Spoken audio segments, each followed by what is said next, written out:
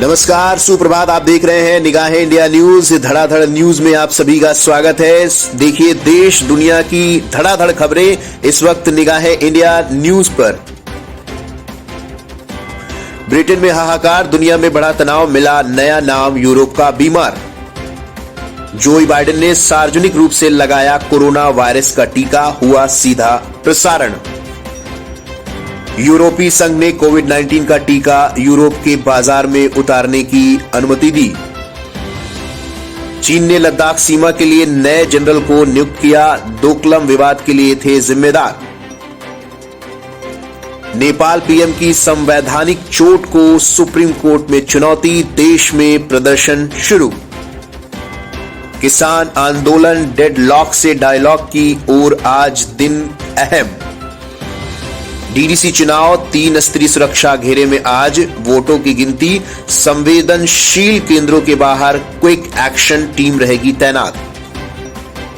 मुंबई में आज मुकेश अंबानी का घर घेरेंगे किसान, जहां रोकेंगे उस जगह को गाजीपुर बना देंगे।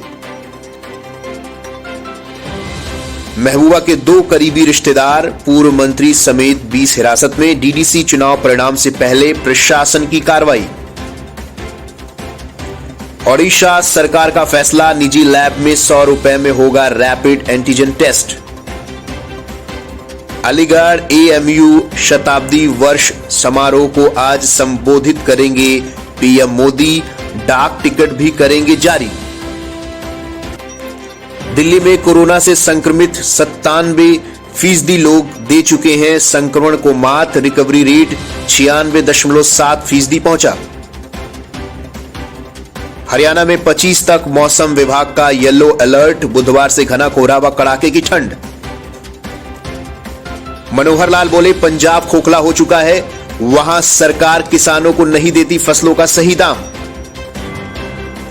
सरकार और किसानों के बीच बातचीत से हल होगा कृषि कानून का मुद्दा, पूर्व केंद्रीय मंत्री वीरेंद्र सिंह। हरियाणा में निकाय चुनाव, मैदान में कूदे CM Manohar Lal, deputy CM Dushyant का इंतजार। प्रधानमंत्री नरेंद्र मोदी ने कहा कि वियतनाम भारत की एक्ट ईस्ट नीति का महत्वपूर्ण स्तंभ और हिंद प्रशांत दृष्टिकोण का प्रमुख सहयोगी है। केंद्र सरकार ने जीएसटी क्षतिपूर्ति के लिए राज्यों को 8वीं किस्त में 6,000 करोड़ रुपए किए जारी। देश में तेंदुओं की संख्या में 60% की वृद्धि हुई। सरकार ने कोविड टीके को लगाने के लिए 30 करोड़ लोगों की प्राथमिकता तय की। सरकार चालू खरीफ विपणन मौसम में किसानों से न्यूनतम समर्थन मूल्य पर लगातार खरीद कर रही है।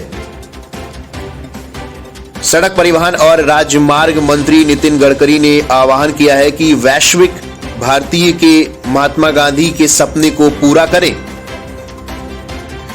यूएनडीपी की रिपोर्ट के अनुसार बांग्लादेश के एचडीआई रैंकिंग में 2 अंक का सुधार। मेघालय में दिल्ली से शिलांग के लिए सीधी उड़ान शुरू। कर्नाटक में स्थानीय निकाय चुनाव आज तथा 27 दिसंबर को 2 चरणों में। जम्मू कश्मीर में जिला विकास परिषद के चुनाव में मतगणना आज सुबह। महाराष्ट्र में रात 11 बजे से सुबह 6 बजे तक के कर्फ्यू की घोषणा। मेघालय के री भोई जिले में प्रवेश और निकास सुविधा सेवा केंद्र का उद्घाटन। राष्ट्रीय राजधानी दिल्ली में सर्दी बढ़ने की संभावना है, न्यूनतम तापमान 5 डिग्री और अधिकतम 23 डिग्री सेल्सियस रहने का अनुमान है। मुंबई में आसमान साफ रहेगा, न्यूनतम तापमान 20 और अधिकतम 32 डिग्री सेल्सियस रहेगा। कोरोना के नए स्ट्रेन के खौफ से दुनिया में हाहाकार, हर्षवर्धन बोले, मोदी सरकार सतर्क, घबराने की कोई जरूरत नहीं। लंदन के बाद दुनिया के 5 देशों में पहुंचा नया कोविड स्ट्रेन वायरस, भारत में अलर्ट जारी। अलीगढ़ एएमयू शताब्दी वर्ष समारोह को कल संबोधित करेंगे पीएम मोदी, डाक टिकट भी जारी करेंगे। कांग्रेस के वरिष्ठ नेता मोतीलाल वोहरा के निधन पर पीएम नरेंद्र मोदी ने शोक व्यक्त किया। मोतीलाल वोहरा जी उन वरिष्ठतम कांग्रेसी नेताओं में से थे जिनके पास राजनीतिक करियर में दशकों तक फैला एक बड़ा प्रशासनिक और संगठनात्मक अनुभव था। महाराष्ट्र में सोमवार को कोरोना वायरस से संक्रमित 2834 नए मरीज मिले हैं। 55 मरीजों की मौत, 6053 कोरोना मरीज स्वस्थ भी हुए। राज्य में अब तक 48,801 कोरोना संक्रमितों की मौत हो चुकी है। किसान आंदोलन, सरकार ने भेजा किसानों को 5 पेज का मेमोरेंडम, फिर किया खारिज। किसान नेताओं की बड़ी घोषणा, बोले 27 दिसंबर को जितनी देर मन की बात करेंगे पीएम मोदी उतनी देर करेंगे थाली और ताली बजाने का काम। नेताजी सुभाष चंद्र बोस की 125वीं जयंती पर समारोह के लिए अमित शाह की अध्यक्षता में समिति गठित। गृह मंत्री अमित शाह के दौरे के बाद आक्रामक हुई ममता, भ्रम फैलाने का आरोप लगाया। बीरभूम में 29 को रैली। बंगाल में चुनाव से पहले प्रशांत किशोर का ऐलान, अगर 99 से अधिक सीटें ले आई बीजेपी तो चुनावी रणनीतिकार का काम छोड़ दूंगा, ऐसा कहा है प्रशांत किशोर ने।